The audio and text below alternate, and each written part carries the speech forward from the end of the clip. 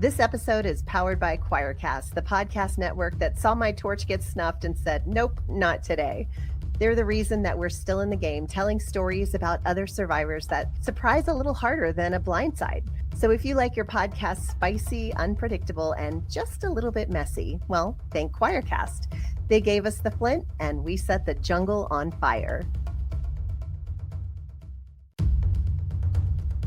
Well, hello, Survivor fans. Welcome back to Beyond the Torch. We're so glad you're here today. We have a really, really fun episode for you today. Todd, I'm going to let you introduce our guest. It's a little different, guys. This is not a former castaway, but she has a lot to do with the castaways. Yes, so we are so excited today because right now we have someone who has shaped reality television to this day. The one and only Lynne Spillman, former head of casting of Survivor, among many other shows. Welcome, Lynne. We're so excited to have you. Thank you. So excited to be here. We are beyond excited to have you because I tell you, you changed both of our lives, and we are totally going to get into that, of course. But before we get started, we always like to start the podcast with a little segment called The Fans Have Spoken. And today we're going to hear from Ollie. So hold on, here he comes. Hi, Leslie and Todd. Firstly, just want to say love you both so much. My name's Ollie, and a moment for me that really impacted myself was Survivor Tocantins, and it was the scene where Spencer is revealing that he is obviously gay and why he feels like he can't fully express that to his tribe.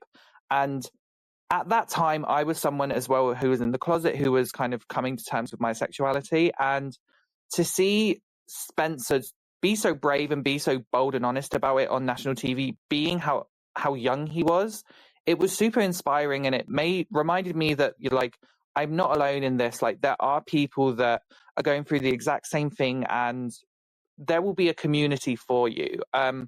So just that moment alone, really always lives in my head rent free. I will always remember it, and it just reminds you how strong people can be. So yeah, that moment I absolutely loved. Aw, That's awesome. Ollie, I want to give Ollie a big fat hug. Thank you for sharing that. That was very vulnerable too. It is pretty incredible to hear, even one small little thing from the show can really change someone's entire life, open their eyes and their doors to a whole new community. I mean, that's what I've always said about Survivor. It's a community. I had my little community in high school of Survivor fans, and that's what got me through high school and life. It's pretty amazing what happens with Survivor. Yeah. And a large part of it is because of you, Lynne. Miss Lynne. Well, What it's got funny you because into that's cast- first of all, that's exactly why I love this job. Like you feel like by putting certain people together, people on, you are going to give insight to what these different stories are, and people can relate to what they're going through and learn and grow. And that is what I love about it, like what I do. So anyway. Yeah. Is that what got you into casting, or what? Kind of. I mean, I was in sales. It's a weird story, and I'm not going to get into the whole thing, but I was not in television. It sounds crazy, but I feel like a whole career in menswear and fashion in New York, and I was in sales. So television was not on my radar at all, like not even a blip.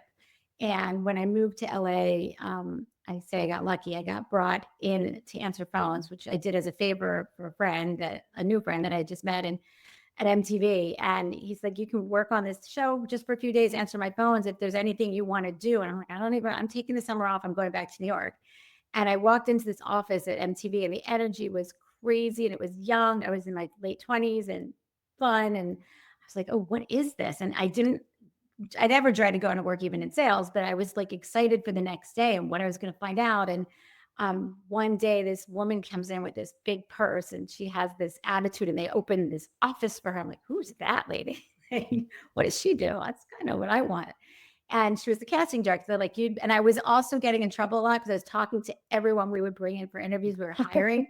And I was like, well, what's your story? And they'd be like, stop talking. We're not on time. Let these people come in and interview. And so clearly the executive producer was like, you probably should talk to casting if that's the department you want to, if that would be a really good fit. Why don't you talk to them? And so this woman brought me in, and I realized there was a niche kind of for unscripted, for real people casting, we called it. It wasn't even called unscripted. It was real people casting. And it was game shows and dating shows. And I loved it. I loved meeting everyone, hearing their stories, talking to people, giving them the opportunity to just be on TV. Like that was so, to me, like coming from Philadelphia, like TV, like you're going to be on TV. Like, they liked it as much as I liked giving it. So that's what got me into it. I lucked out. I worked on Singled Out, an MTV show, which was a dating show. I remember Hundreds of seeing people. I mean, it was probably the hardest job. I mean, like when Mark Burnett brought me in for Survivor, and he's like, I need 16 people. I'm like, 16? I do 100 a day, like 50 girls and 50 guys, twice a day for 4 days a week to drive out to Burbank from wherever they are. Like 16 for a series, easy, like really.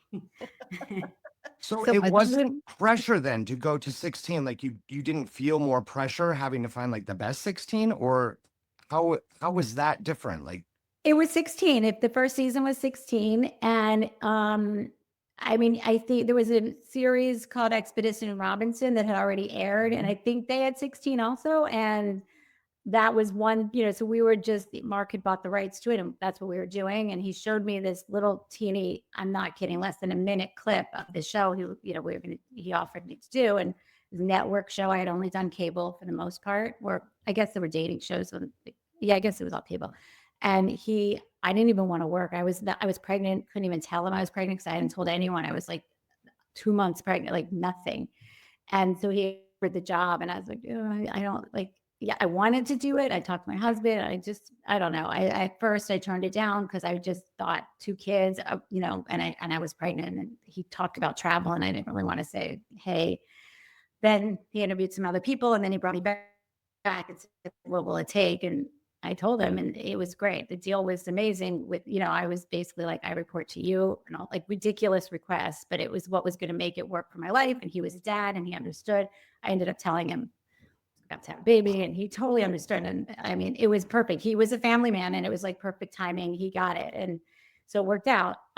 But what was your question? I think you asked 16. And the deal also, I believe this is out there, but we had to pick 2 from each CBS owned station. There was O&Os, and you had to pick 2 people from each. It was kind of part of the deal, I guess. And it worked out. I love season 1.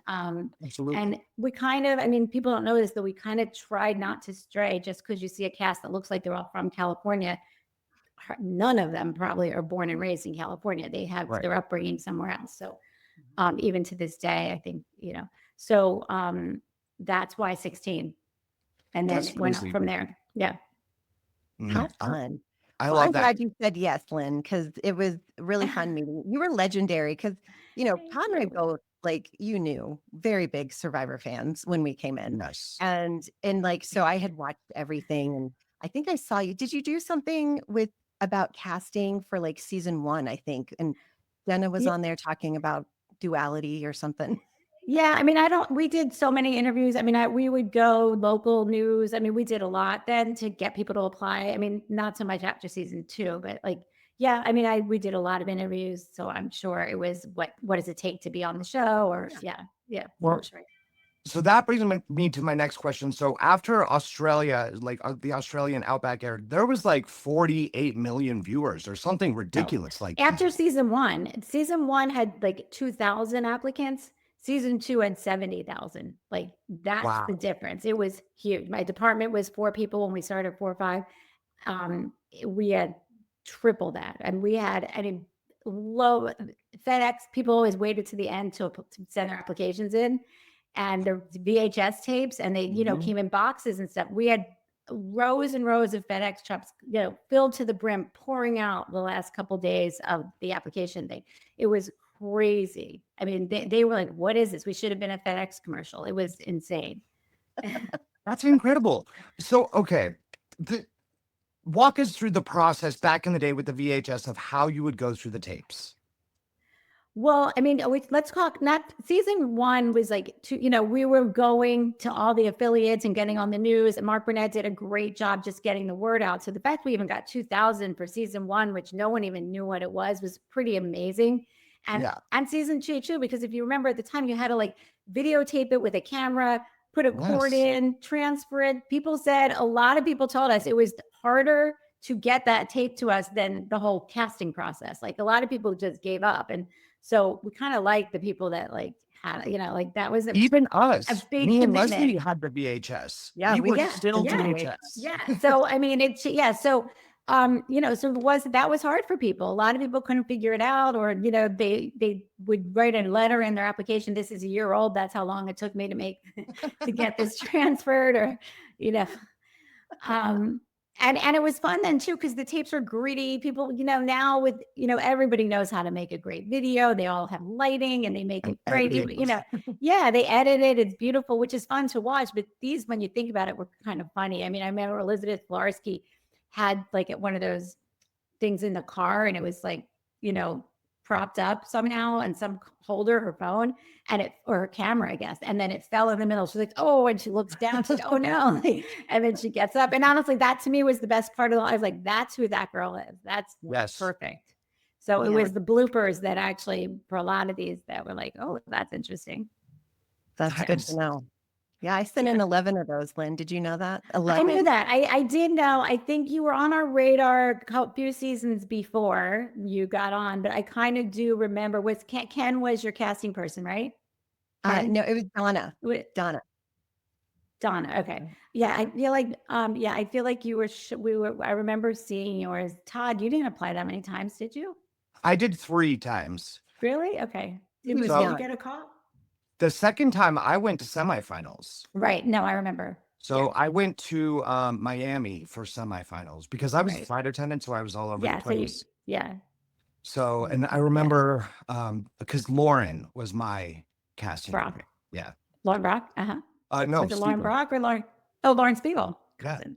Cousin. Oh, that's what it was. Your cousin. Very good. We were wondering. Interview her now. She's a therapist, which is a perfect transition from casting to therapy. I mean, you can 100%. Right? I loved Lauren. She was just wonderful. No, she's so good. Yeah. I did semifinals for Fiji, and then obviously China right after as well. Right. Yeah. Right. Okay, so what was it that you loved the most? You said the bloopers, but was it? I've heard things about like the first 7 seconds or something. Is that all a lie or a myth? I think we know, but again, sometimes that moment happens later. I had everybody had their own process, but mine for me was very specific, and it wasn't a rule you had to do it this way. But for me, I read the application first always. And I would go through and highlight what am I interested in? Is this funny? And I would make a note, funny, or, this, strong opinions about this, or just, I always read the application first. Also, how much time did they put into it? You don't want like a book, but you also, did someone else write it? I mean, I don't know. I always read the application first. Then I would watch the video and see, are they funny in writing? Or they like, does it match? And, who are they, what I thought they were going to be? And if it's consistent, I'm, pretty invested. But, I've always said I look for sex, conflict, and humor. And honestly, you can read it in the application. Also, if they moved around, I mean, there were just little things like, where did they live? Did they move around a lot? Did they go out of state to college? I mean, you don't want people that are going to quit. So you have some, for me, you really don't. You want to try, there's so many people that want to be on. You're trying to eliminate quitting, though it makes drama sometimes, and sometimes it, whatever. But I think for us, you want to mitigate it. You don't want it to be like 4 people got on and didn't know what they were signing up for and can't do it. So, if they've never lived away from home or they just had a baby and they've never been away from the baby ever, like this is going to be a bigger deal than they think. You had experience, especially by your season. So I'm looking for factors of why they shouldn't get picked. But for entertainment and that, I think first 7 seconds you see it, but sometimes people are camera. I mean, I hate being on camera. I hate it. I'm so uncomfortable. This for some reason is easier, but a camera just freaks me out. So you want to give them a chance, because not everybody is great at the beginning. So sometimes at the end they warm up and then you see the real thing. Or the consistency then shows up. They have a planned thing. They might have stickies and they're reading a script and you're like, oh, please, why'd you do that? And then they break script, or you call them back and say, hey, I think you could be really good, but you were trying to produce it too much. Like, can you just talk? Like, your application was great. This is what we liked about it. Write these 3 things down and talk about those things as long as they're true. And that's usually when you got the best video. So scripts. We can see that. I mean, I can see their eyes moving back and forth reading, and I Yeah. can't, so we can see. I also used to love the slice of life when people were in the car, like, okay, we're going to work out at the gym, like, and then they'd be like, hey, buddy, like, I don't know. There were just moments. I kind of like to see what life in Utah's like, or, like, I like that. Yeah. Strong opinions too. I mean, Leslie, we knew what we were getting with you. Like, we knew, and Todd too. And I thought that's the perfect match. What are they going to teach each other? Oh my God. And look at us. Let's Win. That's what, and this makes me so happy. That's exactly. It's absolutely exactly insane. right. No, it's not, because you spent all this time with people stripped of everything. You've got to find common denominators to win the game. Todd, you know that. You have to Yes. find commonness. You have to find something. And so, Leslie, oh, you're crying. Sorry. That's what I do. I'm good at it. It's all right. Oh, No, it's it's just cry really too. sweet. Yeah. So I think it's putting people together, possibly that would never meet, that can open each other's eyes and minds for tolerance or whatever it is. And I think the show has continued to do that. And I think that's really great. Well, in the show for us, I think, at least for me, I don't want to speak for you, Todd, but I feel like it's when it started for me. Like it didn't, I wasn't like awake as soon as I left and went, Oh yeah. I've been all wrong. I actually tried to go back into my old life and be that person and, preach and teach the Bible and everything. But like, I kept saying, hey guys, like everybody hates us because we're so judgmental. And like, they didn't want to hear that. You know what I mean? Everybody wanted to hear, we're great. We're the best. We're, amazing because we're saved and they're not, and so when my message changed, the invites stopped coming and I started asking deeper questions, but it started that ball. Like, I don't think if I stayed in my little bubble of the Carolinas, I would have never woken up, I guess, to what I was actually experiencing in my bubble. So thank you for giving me that opportunity. I know that was a risk, but I asked you pretty hard questions. I remember casting with you. I asked you some brutal. I feel like I remember asking you kind of brutal questions that I was a little nervous you'd be mad at me, or like, what nerve does she have? Like, I don't know. I remember kind of the pressure there. there was a lot of, I knew going in, and it's funny because, the other 10 audition tapes that I sent in, most of them VHS, by the way, and very poorly edited. I just remember trying to be something that I wasn't, because I was like, they're not going to want the Christian. They're not going to want, and the one tape that I showed who I really was, because I just was like, well, screw it. I'm just going to be myself, was the one you called me. And I was like, dang it. I didn't realize they wanted me. I thought they wanted, this. And I think that's what I tell people whenever they ask for casting advice. I'm like, I'm not a casting director, but I say, if you try to be what you think they want you to be, you will not get called. You need to Exactly. be you. Exactly. Like, Exactly. Because you turn up your volume like to 100% of who you are, and that's it. yeah, That's because correct. you can't hide behind the elements of Survivor. You can't. It's never. It's going to come out. So you might as well just be who you are, because you can't keep up that act for 39, 26, whatever it is, days. You just can't. Yeah. Well, no, and when you're being asked those difficult questions, I think that's kind of, you probably used a little bit of that to sort of sort through, like, can she handle this pressure? Because Well, yeah. I was And protected in my bubble, and this can was she like, handle the pressure afterwards too? Afterwards, like, well, because like it's kind of funny. Have you ever heard of Survivor Sucks? yeah. Okay, Ugh. so it was a message board. Before I was on the show, before any of the casting, I was a member of the message boards, and everybody would talk about Lynne Spillman and how she would ask the hard questions. And so I was ready to meet Lynne Spillman and so I remember, and you didn't disappoint. You definitely, like, you shoot those questions at you.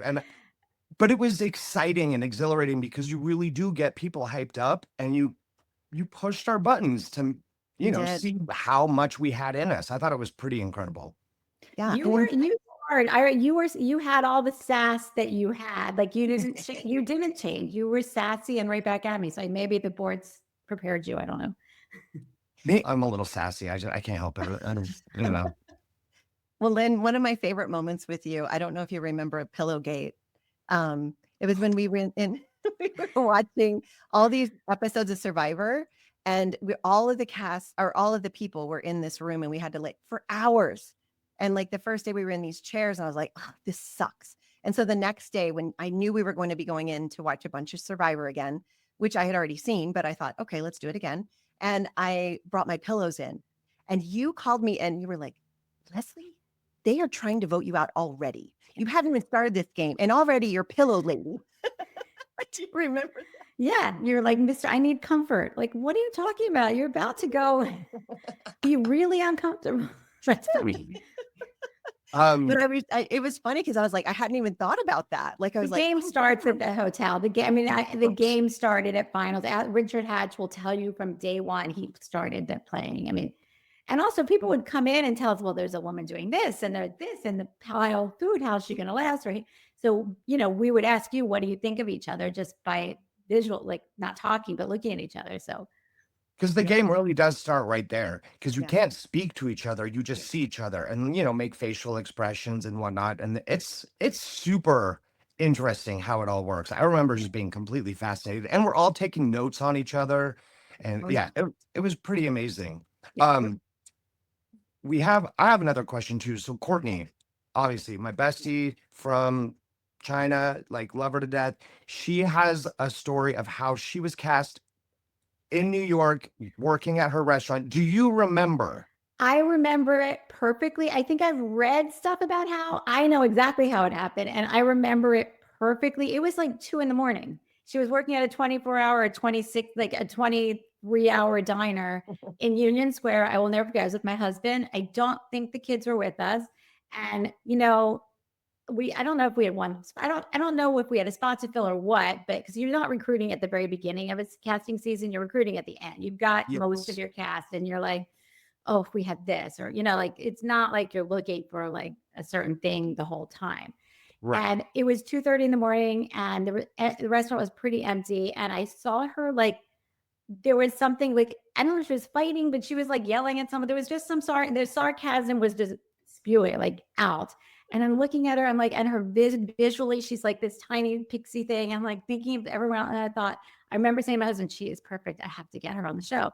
And he's like, do it. And I was like, because sometimes when we're on a date night, it's like the rudest thing to get up and just start talking to somebody. Start working.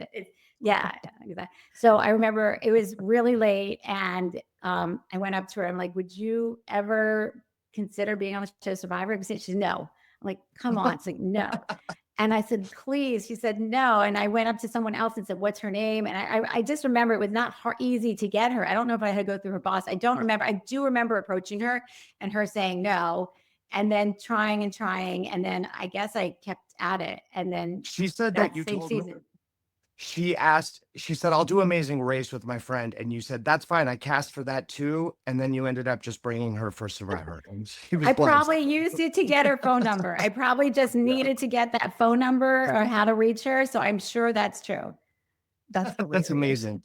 By the way, I just talked to her last night and she told me to tell you, thank you for believing in me and for pushing me to do it because it changed her life. And okay, so let's talk about Courtney for a second, because when Todd and I were out there, here I was like Little Miss 11 auditions, and Todd was, I think he did 2 or 3 auditions. And then Courtney sits down and I'm like, so how many times did you audition? She goes, well, I never really did. I just, and a couple weeks ago I was at my restaurant working and, the casting director just found me and I wanted to punch her full on in the throat. I was so mad. I want to punch her. I want to punch her for saying that. That's like, you're going to lose right there. What is wrong with you? Well, but I think in a way, in Todd's mind, it was like, oh, she's perfect. She doesn't really want to be here. She's not going to give 100%. I can drag this girl along. For me, I was just like, all this trying and you didn't even try. Like, it was so funny, but it didn't make me not like her. I was going to say, then you guys became like besties. Yeah. Which I don't think that production really enjoyed very much. They kept saying, what do you see in her? Why are you and I'm like, because she's like the only person out here who I really feel like is being genuine. Like everybody else had a facade and she felt the same about me. And as it turns out, she's into astrology now. We have very similar. I mean, our birthdays are 1 day apart. Our moons and our suns, I don't know, she knows it all, but it's all very in alignment. There was no way we weren't going to get along. And but it didn't make sense. Did you think we'd get along, Lynn? Well, I figured if she made it past C3, she was going to need like a mother figure or father figure, because Right. I mean, this is somebody that just, did not know what she was signing up for. But I figured when she got there, she'd be like, oh, these people, like, I don't know. I felt like she'd find her people once she got there. I mean, you work in a restaurant, you got to figure out how to make it work, Yes. She So said I'm she not, felt like that's, Brandy yeah, when they I'm went not more. surprised, because I felt like sometimes you're looking who's going to like this mother figure and who's going to be so annoyed by it. And with her, I knew it was going to be brutal for her. So she was going to need whatever, I don't think it was strategic at all that she and you, aligned, No. but I think It she was needed that. not.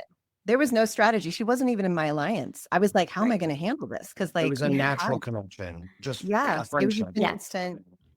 And just, that when you're out there, I talked about this. We just had Frosty on, and I was like, so much of it was boring. You're just out there forever and ever with nothing to do except survive. And so Courtney and I would go to this little place of like air conditioning, we called it, which was just trees that were near a lake or a river, and it was a little bit cooler. And we would talk for hours, and I would give anything for that footage, because like, Yeah. what were we talking about? I Yeah. don't even remember. But Right. yeah, she was pretty great. Good job on that one, Lynn. Thank Very you. good. I knew if she was you- going to be good. So you're responsible for some of like the biggest reality stars of all time. Thank you. Do Thank you have anyone that you're like extremely proud of that you cast, that you found? Everybody, like, it's not like I'm always proud of the ones that, and I'm sure every casting producer, everybody says the same. It's the ones we find, like the Courtneys that didn't apply, that then go on and make the season, the Phillips, like, there's just a bunch that you're just like, oh, thank God he was there. And Johnny Fairplay and, those, but all the casting producers have that. And also when you say there's a lot of downtime, you got to give a lot of credit to the editors for pulling the moments that make the Oh my season. gosh. So, they're finding the best moments for story and strategy and everything. And there is so much footage that, casting's a big deal, but like, editing all of that to make everybody look good a lot of times and finding those moments to tell the story is huge. The editing team is incredible because Yeah. people ask, how like everything seems so quick and rushed. And I'm like, listen, one episode was 3 days, Yeah. 3 days, and you're 45 watching like minutes. 47 minutes. Yeah. So if you think that's a lot, imagine what else happened. So the fact that those, editors have to go through and find all of that footage and make it all into a story that is told is incredible. So big props to them. Yeah. Big props. What I was going to say also, that the recruits, of course, you're proud of, but you're also proud of like the teams and when you're putting the tribes together that they worked. Like, you know what I mean? Like these people connected in a way, the couples, you got your season, Jamie and Eric, like I love that. And I love when it, when it works out how you hoped. And I love the surprises when it's like better than you thought, or, that's great too. But I love when you're making the tribes and you're like, well, this could be interesting and this could be interesting. And, and then it actually happens. It's just, I love that. So it's not so just fun to sit down and watch it. It's like your imagination coming into life. Like, this is exactly what I thought would happen. Yes, except that what happened is, season 1, I was blown away. I knew nothing. I didn't even know. Like, I remember calling Mark when we were casting, like, are they going to be swimming? He's like, I think so. I'm like, okay, so they should know how to swim, right? He's like, yeah, I would think so. Like, okay. Like, I was so blown away by season 1. And but you kind of knew, because I get phone calls and we talk to people when they get back. When you're watching, you already know what's, for me, I already knew what was going to happen. Yes, I still love watching it. I still love seeing it, and the beautiful, like China, that Buddhist temple. I had heard what happened with you at the opening episode, but like seeing that, and like, it is different. But I would say only because I knew so much, I can't say I watched every season. Every episode of every season. I for sure watched a few, but every finale, of course. But I love watching when it plays out, or something different plays out that you didn't expect. That's also really fun. So I didn't realize that you helped put the tribes together. I don't know why I didn't realize that, but was so there a cool. process behind that? Yeah, absolutely. You sit down, Jeff, Mark, everybody, the CBS execs, you sit there and you're like, here's what I think it should look like. It's like you're putting the teams together, like, and then someone else will say, wait, but that tribe's too young, or, I mean, whatever, you want it mixed nicely. You want it. I look at it also for fairness, like making sure they have enough big muscle, making sure they have enough brain, I mean, I guess when we started doing the themes, it changed a little bit, but you still wanted to make sure you weren't, one tribe was going to annihilate another when it came to physical challenges. So, I don't know now. I haven't watched in a while, so I'm not sure now, but that is how it was done in the past. You want a good age range, unless it's a theme, of course. But yeah, no, I was very much a part of putting the tribes together. I mean, I think I started it, and then everybody would come in and make their tweaks. So yeah. I mean, it love that. makes I didn't know sense. I that. don't know why I didn't click that, but yeah, Well, yeah, that's because pretty she knows cool. us the best, and Yeah, you probably exactly. sat down with Liza and like, Well, has she just- Liza, the doctors, everybody's involved with all of it. So that's yeah. amazing. Oh. I love that. So it wasn't random. It wasn't like, let's put their names in a hat. Because I Except feel for like Fei Clown. Long, One Fei where was Long Schoolyard Pig. Schoolyard Yeah. Pig. Fei That was Long was such a strong and amazing and memorable tribe. I think we were, Yeah. I just feel like, and maybe it's because I was on it, but I hear this a lot, like Survivor China, the personalities and the way that the dynamics worked and the suffering that we had, I mean, it was memorable. It was pretty Yeah. cool. I love that season. I thought it was an incredible cast. I thought the location was beautiful. I thought the edit, I thought everything about that season was fantastic. Well, thank Now, you. did you ever go to location? Yeah, I did Oh, a bunch really? of times. Yeah, I did. I can't even remember, Guatemala, Fiji a bunch of times, Cook Islands. Yeah. So what did you do out there? Well, I got to just like, Mark was really like, I would just visit, but there was one time I went and I could tell it was like a bad move because I was like, Lynn, in the middle of a challenge, they're like, Lynn, and I was like, oh, this isn't good. Like I have to hide. Like it was weird. I did also, besides going on location, I would do the family trip. I did the family trip a couple times where I would take the families. Was that your season? No, it couldn't have been. No, definitely not enough into China. So I took the family trips about 3 times. I can't remember what seasons. I know Guatemala was one. And that was always fun. But I brought my family once. We'd go to Ponderosa and have a night dinner. Caitlin and whoever was in charge would be like, okay, Lynn's coming tonight, and they'd have a dinner or poker night or something fun. It was, and it was fun for me. And yeah, I loved it. I love visiting, but mostly just watching it, checking it out, just being part of it. Also, you're seeing things in a perspective that it was actually really helpful to me. I don't know. I definitely got something out of it from a casting perspective also, but also the Ponderosa, I feel like, not to be cocky, but I felt like it was an uplifting moment for them to see someone they hadn't seen in a long time, like a new blood almost, because you're there every day with the same people. Every 3 days you get someone else, but you've already spent all this time with them. That I thought the Ponderosa visits were fun. I brought my family. My 50th birthday, I went to Fiji to visit with my family. My family went. We did challenges. It was amazing. And then I went on a trip, like a dream trip of a lifetime, with just my family on a boat from the docks of Fiji, which was incredible. And that's what I really wanted to do for my 50th birthday. So that was amazing. That's so fun. Yeah. What a great life you've lived so far. And I know there's so much more to live. Well, I'm like you, though. A working mom with little kids was really hard. And I don't think my kids even appreciated it. I don't even think they watched the show, but not like, diehards, until they were in high school and able to come to locate. Like, I don't think nobody realizes the monster of Survivor production until you're there. I mean, you don't, when you see that, you're just like, oh, it is a machine. It is a city. It is amazing. And I don't think until my husband and kids, like I saw when I first went, and I was really impressed. But, you take people outside of production kind of, and you just like can't get over it. Yeah. And how it moves and how the cameras maneuver and everything. It's just unbelievable. I'll never forget the first challenge that we showed up to. It was just like, we could see the mud pit and we could see the dragons and the obstacle course, but then you look the opposite direction and it's just people and cameras and cranes, and it was insane. It was, I mean, incredible. But people always ask, like, do they not get distracting? And I'm like, honestly, it's weird. After like day 3, you really don't recognize that they're even there. You forget you're on a TV show. You forget because you're just trying to survive, like literally for hours and hours and hours. Yeah.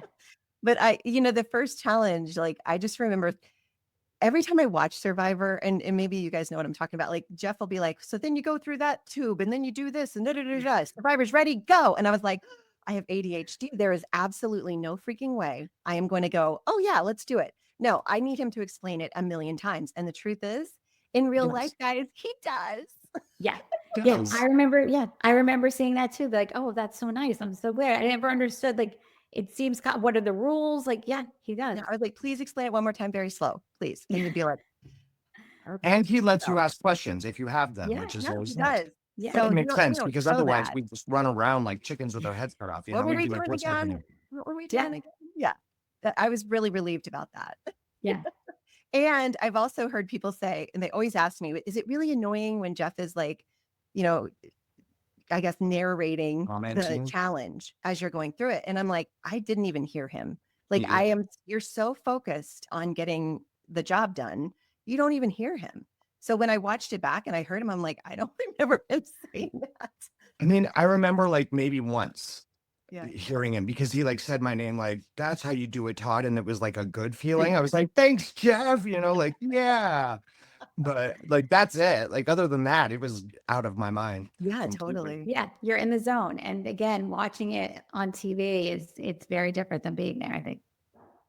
So Lynn, I want to ask a question. What is the most, maybe the funniest memory that you have from casting? Is there somebody who just every time you think about it, you can't help but like bust a gut? Well, first of all, while I'm at it, like Joe Manganiello, you know, the actor, Joe Yeah. Manganiello, he Mhm. applied he was either recruiter or applied, but he came to casting finals and he filled out an application, the whole thing, and they sent him down to the Prezi or up to the Prezi, and we did an interview and he was great.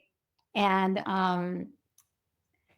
he did the interview and I guess he could tell he did well and he was going to make it. And then he went back down. Did you guys have Ellen? Was Ellen your coordinator? Yes. He went down to the production office at the hotel and said to Ellen, you know, I really having second thoughts about this. I have an acting career I'm starting. And I think we used to hear this all the time. We used to hear it all the time. Oh, So nice. she on the walk would be like, Lynn, you need to come down and help save this. I think we're losing Joe. And I'm like, no, we can't. She's like, yeah, he wants to be an actor. I'm like, oh God, okay, I'll be right down. Because we heard it all the time. So I go in the office and he does his spiel about, yeah, I'm going to try this acting thing and whatever. And I'm like, fine, good luck with that. And we'll see you next year. And then we see him. And I don't remember what show it was, but Ellen and I were like, you know, called each other, right? You look at this. Oh my God, look what he's on. We were laughing. Like, he did it. Yeah. That's crazy. Jay. Oh, Jay. Jay? Oh, yes. What's Jay's last From- name? Jay. Star It Starret. from Millennials versus Gen. Okay. It's funny. There's two. Well, this one was funny. So Jay, where's he from? He was just so Jay is texting the production office over and over about something. I know I'm not going to do this right. Jay checked into the wrong room. We didn't know. So Jay gets to his room and there's a laptop and there's panties on the couch and they're like, it's like a thong or something. And there's things around the room and he is 100% sure there's cameras on him and he's supposed to like do something about this so that it's a fake idol. And like, he is sure that we set this up for him and that we're filming it. And he's going along with it. And he's just like in his room, just whatever, just, you know, and he calls the production. I don't remember what he says, but he's not like, I think I'm in the wrong room or anything, but he is positive that this was a setup from us. I mean, and there's just a lot of weird stuff. I mean, again, maybe ask him this story.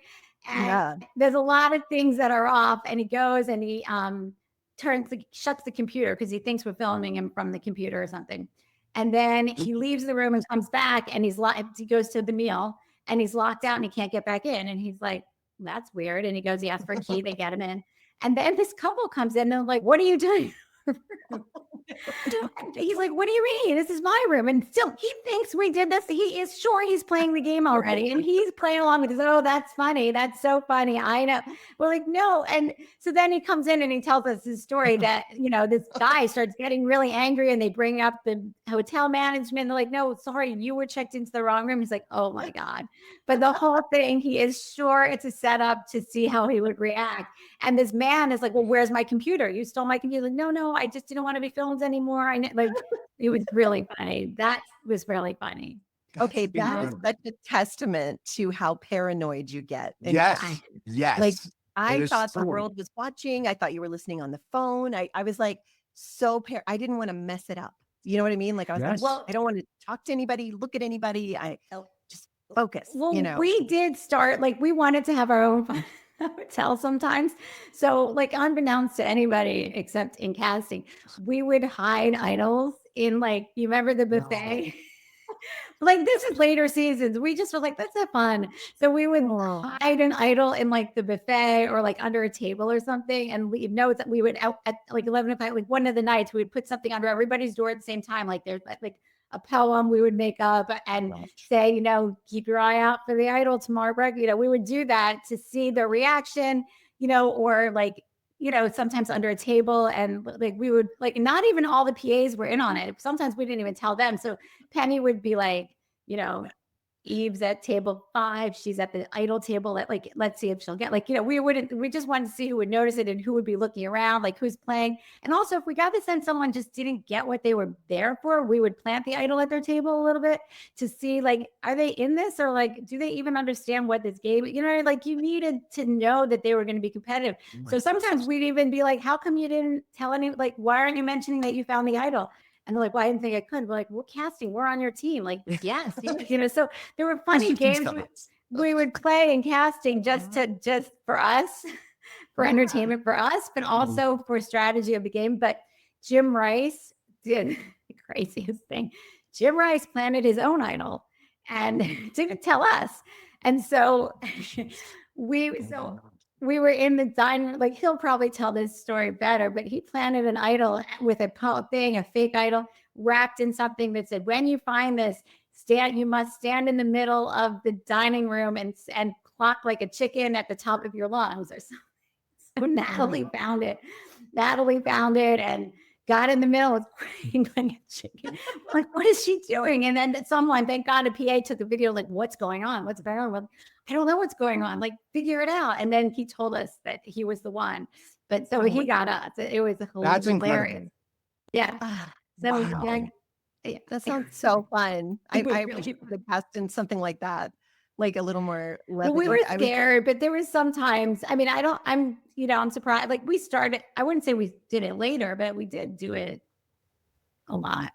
Yeah. You did. I mean, you got to have fun with your job, right?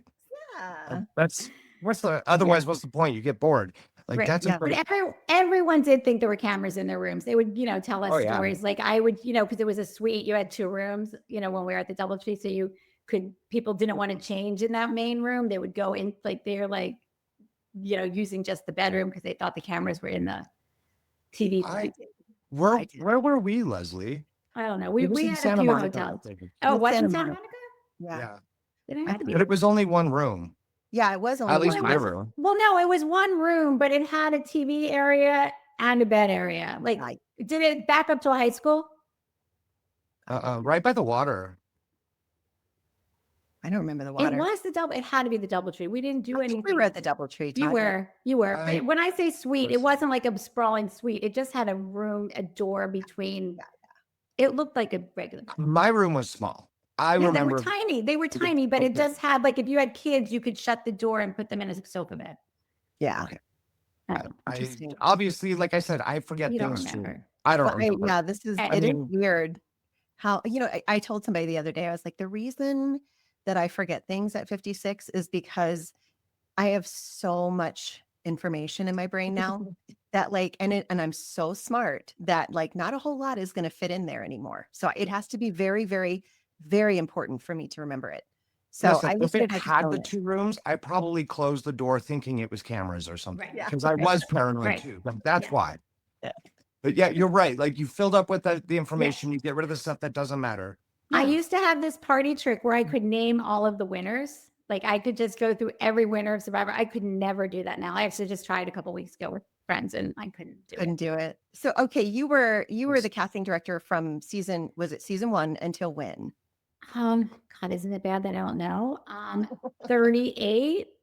38. Okay. That's a lot of seasons. Yeah. God. It's a lot of seasons. Yeah. But Yep. like I mean, I think about old school Survivor with such fondness. It's one of the reasons we wanted to start this podcast Yes. because I grew up watching, and well, not grew up, but like I watched these characters as I prepared to be on the show. I just knew in my Yeah. heart one day I would be on. I didn't know I wasn't going to do well, but I really thought I would. But I just remember studying and watching, and then, you know, even after me, I would be like, okay, who's the mom? Who's the this? Who's, you know, and did you know we started a Survivor Mom Squad?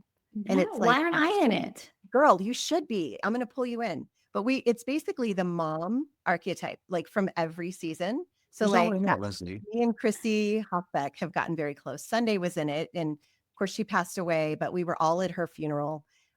Lisa from Vanuatu is in it. Jill, Dr. Jill, which season was she on? I forget. Red hair, but really she's a I know blonde. exactly what she's. Yep. Okay, yeah. And Carolyn, Mama C is in it. Mama C. I love Missy Mama C. Payne has been in it, in and out of it. Just a bunch of, you know, Holly? Survivor mom. Holly? She's not yet, but the next thing we do, I'll love probably Holly. pull her in because we're just trying to expand. And it's like, you know, we don't want to be overpowering, but it is so nice. Once the show airs, we try to contact that mom archetype and be like, hey, come be one of us, you know, because we all get it. Nice. We Yeah. live in love there. that. Yeah, And it's so that's fun. great. That's Yeah. really great. Yeah. I told my husband the night before we left for China, I said, our family's about to grow because I know that's who I am. I'm a connector. Mhm. I just love Yeah. people. I love stories. I love Mhm. hearing what people are doing. I don't know. It's just so fun. And it's even more fun now that I have kind of left religion. And now I can like look at people and not feel like I have to save you from hell. I'm just like, oh, I get to love you right where you are. It's pretty great. The So Survivor family is incredible, truly. it is. It's crazy because it's not just season to season. It's, you know, spread across like this mom squad. Like I have friends from all over the board. Like Sandra's one of my best friends and she was my idol growing up. You know, like that's crazy. Like, Yeah. That's so nice. Even That's the- yeah, but it's neat because it doesn't matter what season you're on. I think we've all, and when I call it trauma, I don't mean that in a bad way, but I mean like it was such a traumatic experience for us all. And I think when you trauma bond with somebody, something very, very deep happens. And I remember right before we left to go in, you know, I think we went on to an airplane from Beijing to Shanghai. Mark Burnett was there and he sat us down. Do you remember this, Todd? yes. And he said, I want you to play your heart out of this game. You're going to betray each other. You're going to piss each other off. It's going to be hard, but I want you to play because it doesn't matter. When we're all at the finale, you're all going to be best friends. And that stuck in me. And I was like, and it's true. I mean, even though, you know, like, even though Todd wrote my name down, you know, I don't look at that like, "Ugh, you jerk." I look at it like, of course you did. We're playing a game, you know, it is just so because you bond with somebody on such a human level that now it's like, now I just get to enjoy them. And now we get to know who each other is as real people, not just playing a game. Yeah. Well, it's So- good that you believed him because a lot of people don't believe that when they're playing. They just can't think beyond what it's going to look like at home or what, you know, these people are going to Yes. hold a grudge. They just can't think outside. They're thinking too far outside of the game, and that's why they don't win. And I do believe that's why I didn't win. I mean, Because you were thinking about the religion and the Yeah, it wasn't so representation. much- and- I listened and I believed Mark. I was like, okay, cool. We're all going to be friends. But I couldn't believe that I was so afraid to lose my job as a Christian radio host. I remember when they threw me off a boat and I said, shit. And I thought, oh my gosh, I am going to lose my job, but they didn't even show it. And, you know, or when I lied about something, you know, to protect my alliance, they didn't even show it. But like, I beat myself up. Like I'm making God look bad. People aren't going to want to be Christians because of me. I'm going to lose my job. Like I put so much freaking pressure on myself. So let's talk to the person right now, Lynn, who may be listening or watching this right now. And they kind of feel this way, like, I think I can do it. But really there's this part of them that's like afraid to sort of be. What was your advice to somebody who's holding back and afraid? What would you say to them? Well, I don't want to give the wrong advice because some people could lose their jobs over how they behaved. Like you That's could, fair. you could. That's fair. So I think that when, you know, people come on and say, I don't want to be the bitch. Well, if you are a bitch and you don't You're- have a lot of girlfriends and you know, people tell you you're mean, you're going to be that. So don't do the show. Like you are who you are and you can't hide it. And you're stripped of everything. So that's what's going to come out. So I can't say that you're not going to lose your job, but if you have a lot to lose in terms of like, then don't do it, because you can't really play the game if you've got this little voice telling you, if I do this, this is going to happen in my real life. I just think That's you so have to, true. if you have a lot, if you can't, if you don't have plan B and you're going to lose your teaching job because of something you did, I don't know. You got to be willing to playing, let that yeah, you go. have to will. Yeah. I mean, That's And actually really good advice.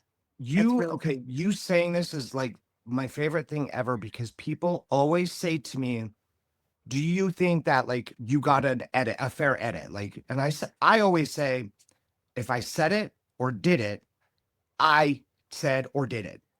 They can't make me into someone that I'm not.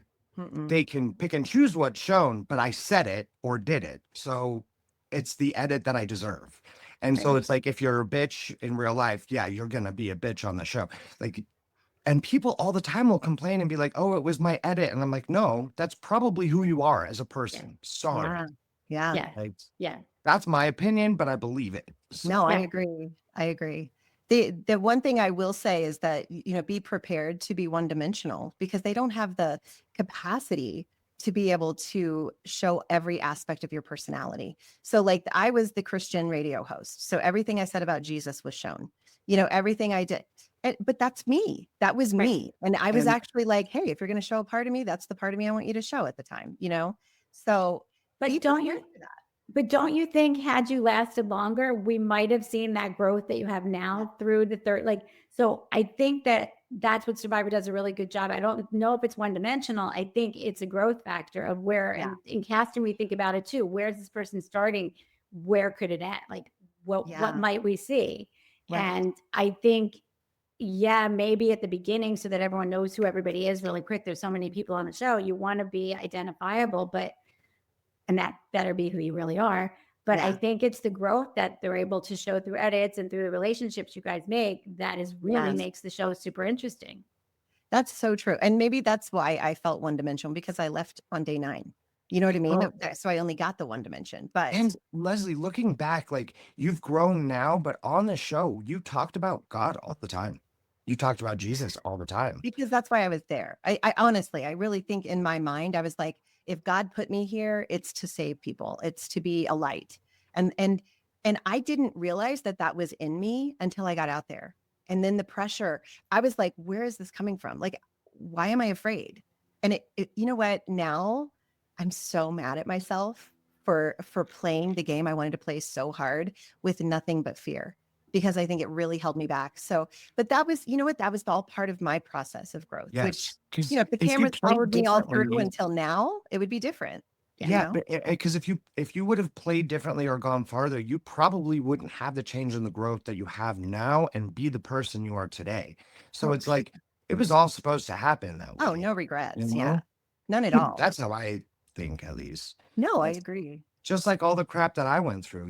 I was young, I was crazy and whatnot, but like, look at I'm now just a 40-year-old happy man, like living his life, and I had to go through all that stuff to be who I am today. Yeah. But So Lynn, what are you up to now? What are you doing? Are you still in casting? I'm still in casting. I just got back from a really fun shoot in Miami where I do a lot of stuff that is sizzle reels for them to sell. I'm doing a lot for Skydance of stuff that they're going to take out to the market. And I like it because it's short. It's like 4 weeks in, you're out. They can sell the Nice. show or they don't. A lot of the stuff I've been doing is more ensemble or a cast that you wouldn't have to keep adding to, which is good and bad for me. But I am picking and choosing a lot of stuff that I do. I mean, everything I do for the most part. And I don't know. I have a couple big shows pop. This business is so weird lately. Like I think I have 2 big shows coming up, but who knows? I don't know. But I do like doing the little ones. I'm doing a little bit more branded entertainment, I'm not allowed to talk about a lot of them because they're coming out in January, but I do a lot of branded entertainment stuff. I did just something that's going to air, I think, on Amazon, and I did a lot of. I'm so excited. It's for me. Like I like doing all the different things. I did like this dating movie. I did like Meet Me in Paris or something. I can't remember the name. It was I don't remember. It's not bad. I think it was Roku a couple years ago. That was a date show, a dating. It was the first unscripted movie. It was Hello Sunshine. Okay. That's still there. It's still airing, I think, on Roku.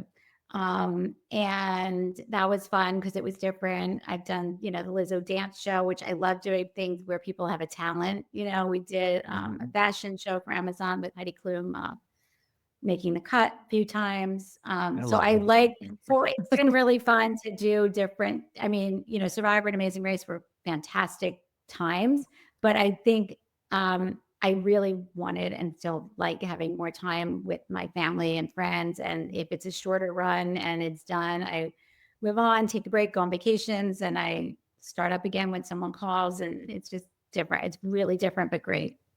It's a good balance.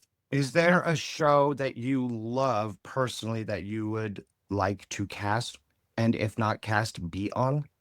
No, I would never be on a show. I would never get picked to be on a show. Are you kidding me? I would You're on love this to show. watch We it. picked you, Lynne. You're on our I know, but I would never be able. Like that's where you cast Survivor. Like, can this person carry the last, 3-hour episode? If they're gonna win, are they interesting enough to watch through all of the episodes and the final episode, which is the, whatever 2-hour finale? Like you got to make sure. I mean, you can't tell who's going to be at the end, but I'm always question like. Are all these people interesting enough to be the last man standing? Same with Amazing Race. You're always like, are they strong enough to carry that last episode? That's interesting. I never would have thought of that. What a great perspective. See, That if you're super listening or watching and you're trying to audition, maybe for Survivor, maybe for something else, that's really good advice. So be memorable, have a story. So Lynne, what would you tell that person who's auditioning and looking for? It has to just be what you guys have been saying. Be yourself. Trust that yourself is interesting enough, and trust that the casting team and the producers know what they're doing. And if they don't pick you, there's a reason. Maybe it's another season. But I think trying to be something you're not, or wear a crazy outfit or something to get their attention, it's not going to work because you're not going to be in the crazy outfit on the. Like people think that, oh, I want to stand out. Well, you let your personality and your life story, and it's also, I would say that. I mean, I haven't worked on Survivor in a long time, but I think every reality show needs good storytellers. I just came back from this shoot where we have the cast, but we were shooting like the pilot, I guess you want to call it. And, we had a lot to choose from of who was going to get highlighted. And it was so clear, like who the really good storytellers are and who will be great characters because they're going to do crazy stuff and they're going to be funny. But you're not going to count on them. Like Jonathan Penner, amazing storyteller. Like you could go to him at any time. Yes. There's just certain people that are just, they're all like Mike White. Anytime you're going to get what narrating, you need people that can narrate the show. Yes.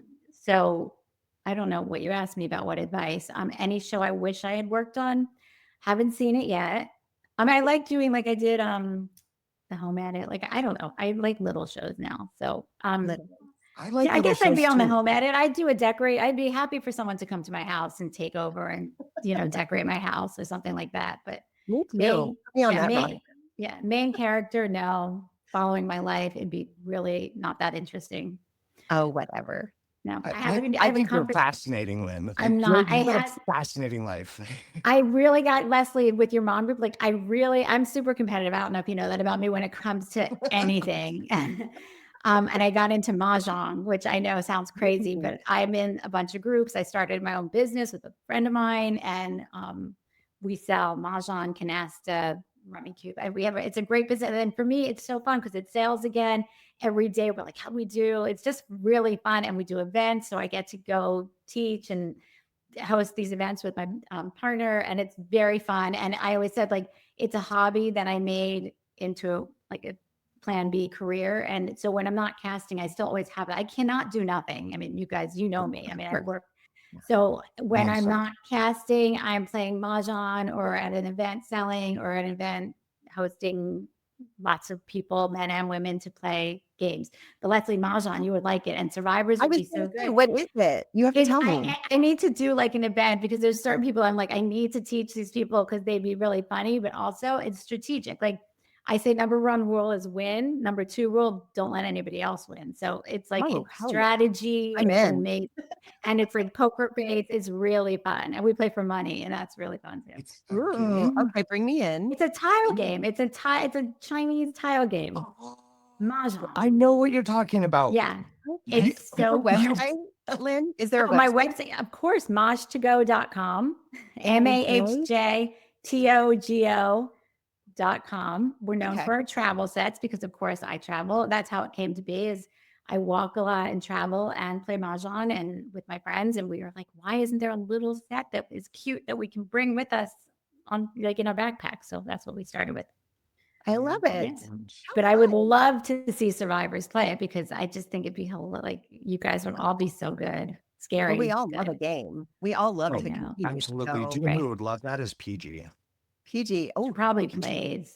Don't I think she Totally plays? she probably plays it for money. She's obsessed with games, like just Yeah. Oh, I period. think So so. she probably Where is. does Yeah, I know. I Well, should do a little awesome. gathering here. You should do it again. I should. Come. That'd be so I fun. should. I know. And thank Should you be good. for your time today. Thank And you. I Thank mean, you this so much. has been so much fun. I have enjoyed this so much because it's been Me 18 too. years since I've Yes, seen you. 18 years. Like, I know. I've this talked has to you, been but I incredible, so thank you. I Yeah, we've can't believe you're chatted. all Yes, but looking at you as a man is so nice. Thank you. You look the same. Leslie, Yeah. you look You the do look- same. I do. You really do. Yeah. Yes, you look the same. Yeah. Exactly. I feel You the do. same. I feel the same as far as age, but yeah, my belief system is a whole lot different. Well, you change, you grow. I don't know. That's Yeah. good. I mean, at least it's for the better. Oh yeah, for sure. We're For all in a good spot by the looks of it, right? Yes. Woo. Go us. But seriously, Lynn, thank you so much. This has been Thank you. phenomenal. It's been wonderful. And thank you for giving us this chance of a lifetime, for putting your faith in us, because you are responsible for making my dream come true and changing And my mine. life. And Thank you. thank you enough. And thanks for you putting it all out there. And Leslie, thank you for leaving your family for us, for Survivor. That was a big deal. I know. The hardest part. I'm sure. Yeah. Yeah. Well, thank you. And you Thank have an amazing day. And Thank- yeah, Okay. keep in You touch. too. I will. You too. Okay. Thanks. Bye-bye. Bye. Bye. That was so much fun, Todd. I loved that so much, Leslie. That was so great. What What a an blast. incredible woman. Like, man, that was awesome. Yeah. Lynne Spillman, ladies and gentlemen. Yes. Round of applause. Yes. Love And make her. sure you check if you're interested in doing the Mahjong. Is that what it's called? Mahjong? I think so. I'll have to check it out too because I know this game. I've seen it played, but I've never played it. Okay. So I want to try. Maybe this could be a live thing. I don't know how long it takes, but anyway, mahjtogo.com. You can go see what Lynn's up to in her time when she's not casting, her plan B job, as she says. And thank you for sticking around and hanging out with us here on Beyond the Torch. I hope you're enjoying these stories. We sure are. I don't know. I look forward to This it every is so time. much fun. I mean, it's really, you think you know something about somebody or, what you've read, but finding out the little things has been awesome so far. This has been so And fun. I can't wait for the next. Yes, me either. We'll see you next week right here on Beyond the Torch. Bye-bye.